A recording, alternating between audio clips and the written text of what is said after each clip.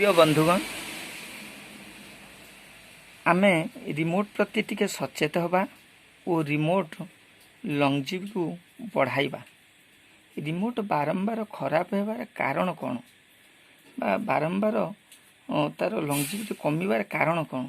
साधारणतः आम निम्नमानर बैटेरी प्रति ध्यान दियंती नहीं।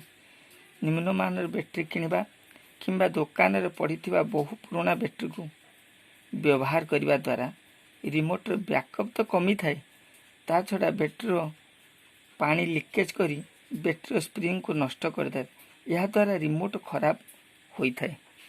द्वितीयतः आम साधारणतः तकिया तले रिमोट रखी शोई जाई थांती।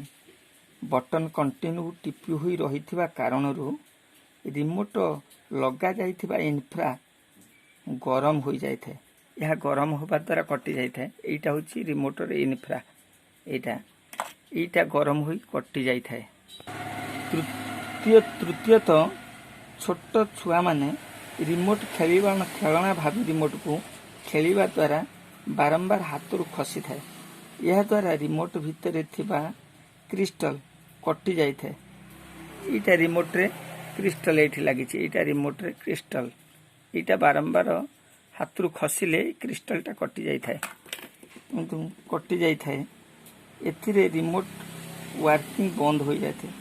एमती केतक छोट छोट कथा को जदि आमे लक्ष्य करी टिके सचेत हवा, रिमोटर लंगजिविटी निश्चिंत बढ़िबो एवं रिमोट भल भाव चली पारिबो।